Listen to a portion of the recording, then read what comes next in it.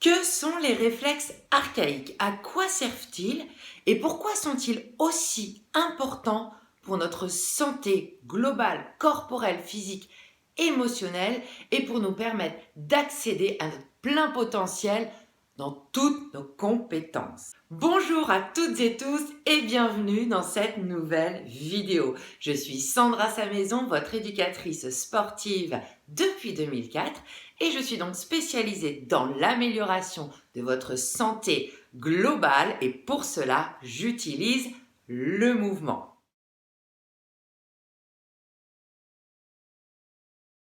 Donc aujourd'hui, je suis ravie de vous retrouver autour d'une thématique qui me tient extrêmement à cœur et dans laquelle je suis moi-même formée, à savoir les réflexes archaïques. Alors, c'est quoi exactement les réflexes archaïques? En fait, vous les connaissez très probablement sans savoir qu'on les désigne sous ce terme de réflexe archaïque, mais également sous le terme de réflexe primitif. Donc les réflexes archaïques ou primitifs, ce sont tout simplement tous les petits mouvements que vous pouvez observer chez n'importe quel nouveau-né à la naissance. Ils sont donc pour la plupart observables à la naissance et il y en a d'autres qui émergeront au cours notamment de la première année.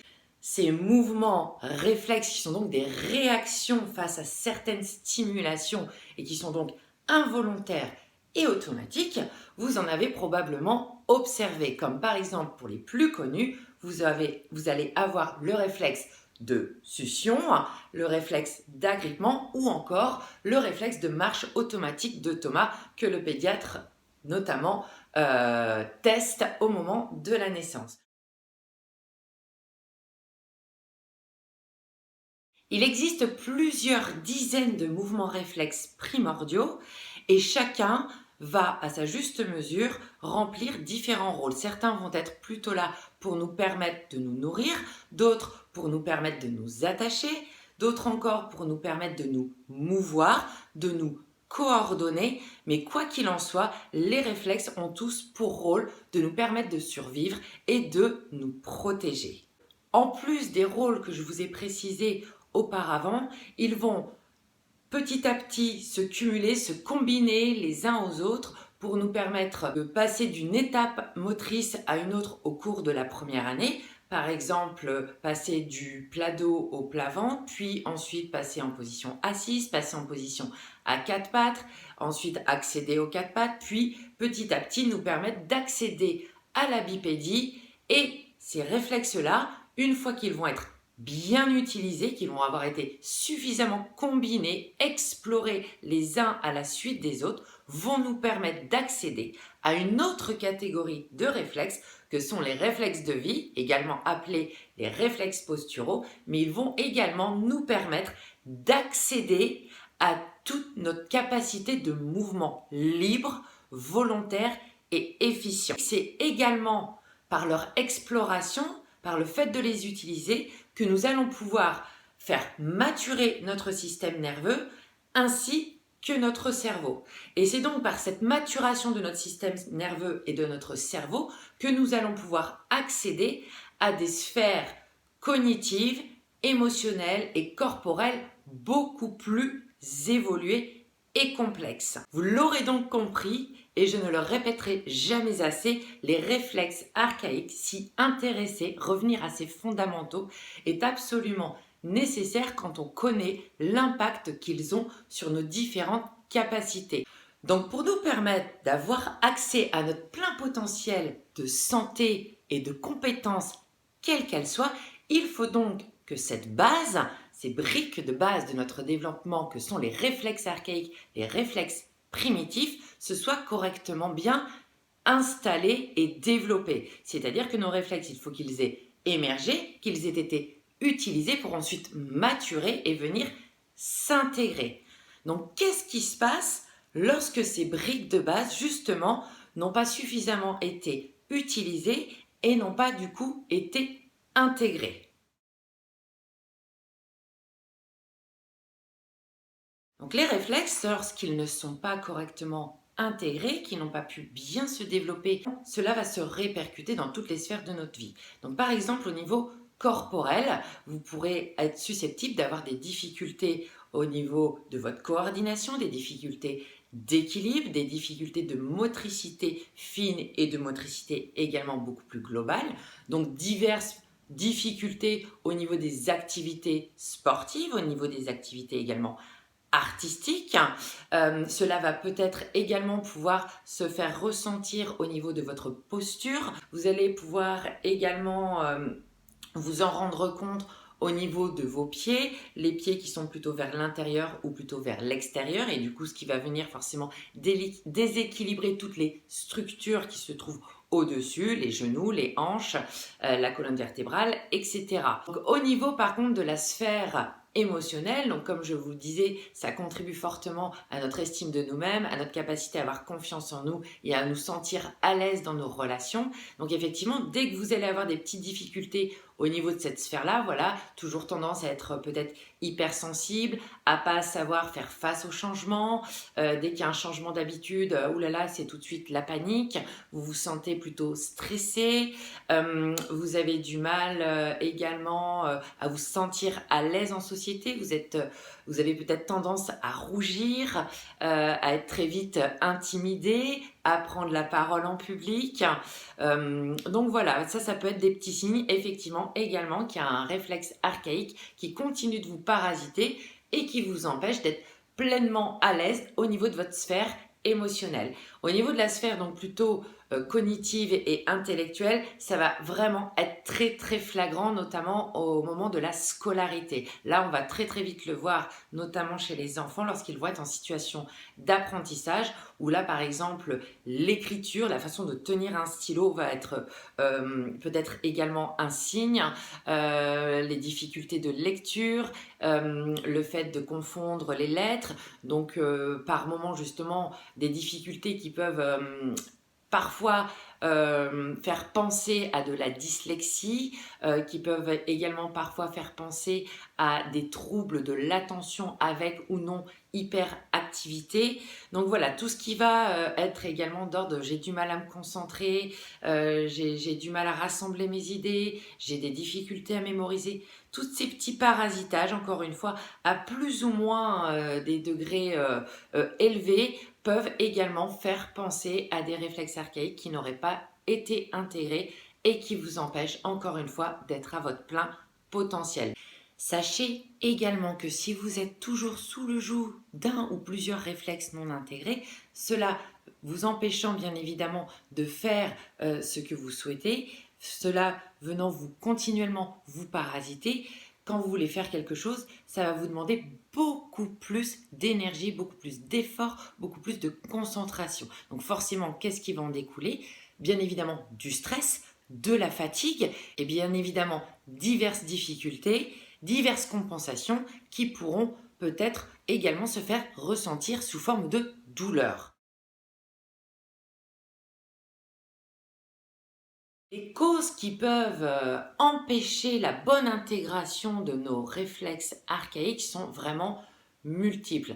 Mais sachez que bien évidemment, plus le terrain va être sécurisant pour un enfant, plus on va le remplir, l'entourer d'amour, plus ses parents vont être présents et disponibles pour lui, plus il va être pris dans les bras, plus on va le laisser libre de bouger, libre d'explorer son environnement en le laissant à même le sol, sur un petit tapis, voilà. Mais plus voilà, il va être libre d'explorer ses réflexes, de les utiliser et de pouvoir justement aller explorer le monde qui est autour de lui sans venir être parasité par un parc, par un Yupala, par un transat.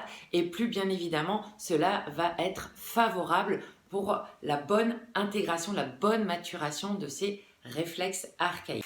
Mais sachez qu'il faut savoir également que même si à la base vos réflexes archaïques ont correctement maturé, que vous avez tout fait pour que votre enfant se développe de la manière la plus efficiente possible et avec le plus d'amour qu'il soit, par la suite, il est malheureusement possible également que nos réflexes se désintègrent, notamment suite à un choc émotionnel, notamment si nous sommes sujets à beaucoup de stress et malheureusement Dieu sait que dans nos vies actuelles nous sommes toujours confronté à ce stress et que ça devient vraiment chronique. Les blessures peuvent être également une cause de désintégration et bien évidemment, je dirais que le manque de mouvement d'un point de vue général, la sédentarité constitue vraiment un facteur non négligeable pour la désintégration de nos réflexes.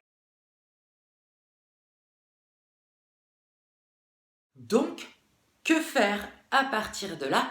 Comment déjà savoir si nos réflexes archaïques sont bien intégrés, s'ils sont bien à leur place, s'ils continuent de bien jouer leur rôle de sauveur lorsque nous sommes en situation qui le nécessite, par exemple lorsque nous allons tomber, là auquel cas effectivement les réflexes archaïques vont venir à notre rescousse pour nous protéger, nous empêcher de trop nous blesser.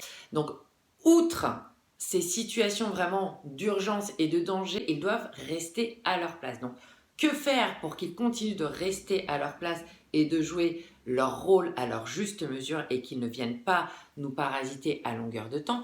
Que faire pour savoir si ils sont bien intégrés? Tout simplement, je vous conseillerais dans un premier temps, bien évidemment, de vous orienter, d'aller consulter un praticien en réflexe archaïque qui lui du coup en fonction d'un objectif qui vous tiendra potentiellement très à cœur et qui vous mettra en joie pour aller vers du changement, vers une amélioration, va venir tester, vous faire passer un bilan réflexe pour voir justement si vous n'êtes pas sous le joug de certains réflexes archaïques non intégrés qui pourraient vous empêcher d'atteindre votre objectif. Donc ça va être une première piste.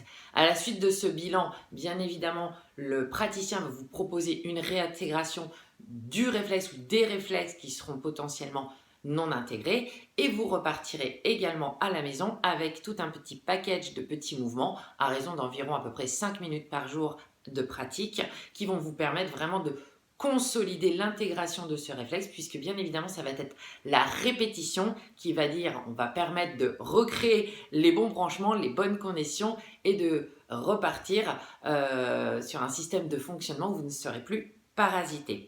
Mais sinon, dans la vie de tous les jours, bien évidemment, je ne saurais que trop vous conseiller de prévenir, d'entretenir ce package de base pour toujours avoir ce plein accès à votre santé globale et à tous vos potentiels.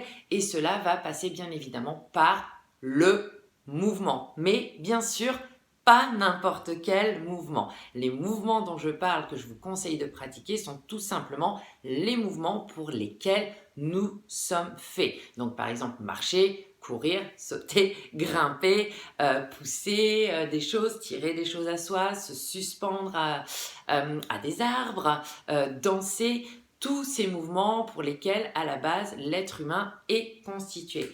Donc, il va y avoir bien évidemment ces mouvements qu'on appelle les mouvements primordiaux, mais il va également exister plein d'autres petits outils, plein d'autres mouvements que notamment j'utilise et je vous présente dans toutes mes autres vidéos. On va avoir notamment les resets de l'approche Original Strength de Tim Anderson dont je suis si fan.